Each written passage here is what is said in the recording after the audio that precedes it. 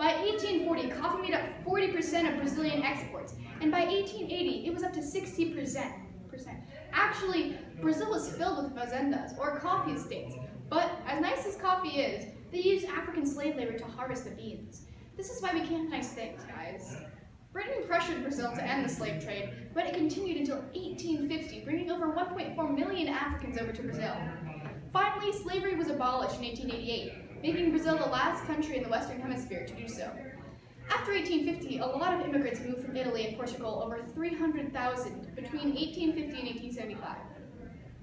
By the 1830s, caudillos, who were Creoles who took government positions and supported a dictatorship over the lower class, ruled most of Latin America.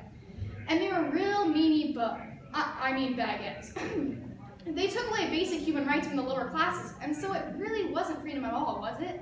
It was horrid, terrible, terrifying, espantoso, escalofriante, ego sum peritus.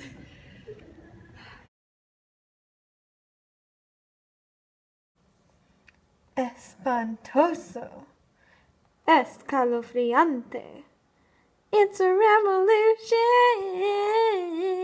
And so, the U.S. published the Monroe Doctrine, which stated that Europeans should not try to colonize on the American continent, or they would deal with U.S. direct aggression. It said, the American continents are henceforth not to be considered as subject for future colonization by European powers. So they basically said, get off our land. The Latin American independence created an imbalance of trade since they mainly produced raw materials and imported manufactured goods. They took loans from the US and Great Britain, but could not pay them back, so the lenders from the countries took control of the major industries. To make matters worse for the very people who started the revolution, the class system inevitably remained the same as Creoles took the place of Peninsulares at the top of the pyramid. You know what they say, a triangle is the strongest shape. Da, da, da, da. And pyramids are full of them. So what ended up happening was almost all of Latin America, except Brazil, became republics. But there's still a lot of internal strife for corruption. There, the end. Nope, Claire, we still have the Mexican Revolution. Now it's time for an open letter on a topic that is deeply interwoven into all the revolutions we've been talking about, but we never directly talked about, so yeah. First, let's see what random object is thrown at me today. A shirt, pretty. You know, the textile industry was booming during this thing called the Industrial Revolution, brought to you in part by the Agricultural Revolution. Due to the population increase all throughout Europe, there was a demand for clothing and food to be produced faster.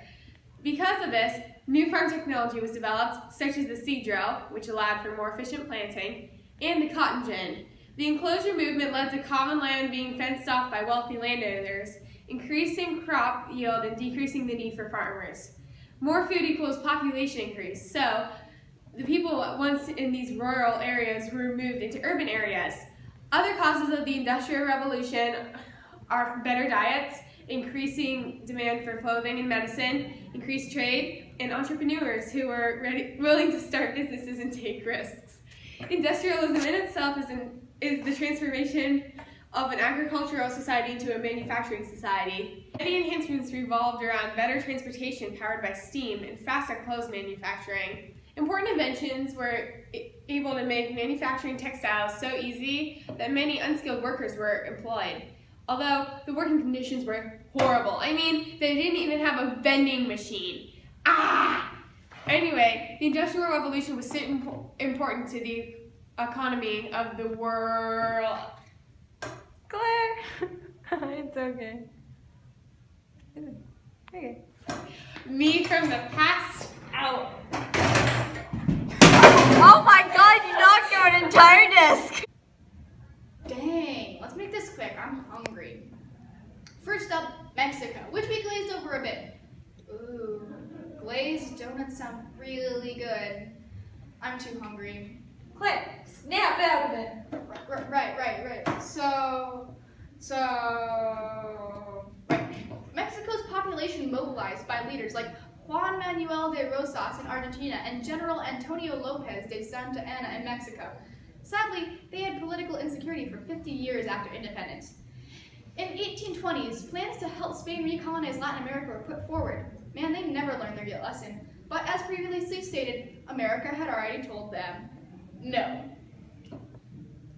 As a side note, this is important, Britain became a major consumer of Latin American products and continued trade with Latin America before 1860. This made them increasingly dependent on foreign markets and imports. Between 1820 and 1850, the economy was stagnant from wars and land owes.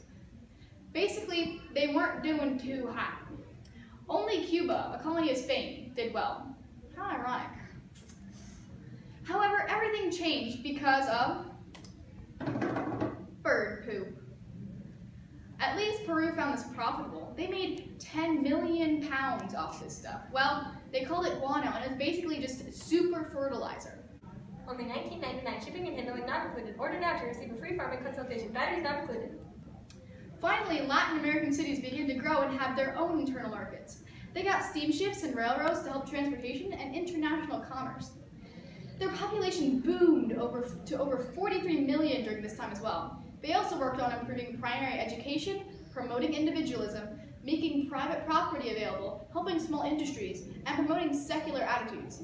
Yay, all the good stuff. However, during the 1840s, conservatives returned to power to stop the reform measures. Dang, you were doing so good there. I think you jinxed it, Stacy. Chirp. But despite that, Latin America must have still been doing well because immigrants from Europe flooded into Argentina and Brazil. The Mexican Republic took inspiration from France, US, and Spain with their constitution, which they established in 1824. But there was still a lot of poverty and bad stuff like that. From 1832 to 1835, liberals were in control, but their attack on the church led to General Antonio López de Santa Anna taking power. He was a caudillo personalist and autocratic leader, whatever that means. Caudillo means that he was a military leader who used force to gain power, and autocratic meant that he had absolute power. Right, that makes sense. Galaxy brain. Mexico believed in manifest destiny, which you may know about from our good old friend, the US. Scree. This meant that they believed they should rule everyone, basically. They annexed Texas, which Texas and the US, oh irony, didn't like, which led to war. They also wanted California, so more fighting. Eventually they were forced to sign the Treaty of Guadalupe Hidalgo in 1848, in which the US acquired about half of the Mexican land. So in the end, the US got to manifest more destiny. Only a couple more guys, I swear. Okay, so Benito Juarez, from 1806 to 1872, was a Zapotec Indian who became the governor of his state. He had liberal vision. In 1854, La Reforma Liberal Revolt succeeded. Mexico got a new constitution in 1857, which the goal was to create a nation of small farmers. Needless to say, this was a big fail. But in 1910, half of the Mexican population was landless, so Napoleon III of France intervened, and in 1862, he took over the capital. The next person who wanted control of Mexico was Maximilian von Habsburg, an Austrian archduke. He wanted to keep the laws of Reforma intact, and then he was executed, dead as a doornail. The end. And that's all we have this episode for Cram Course. Please join us again next time, if there is a next time.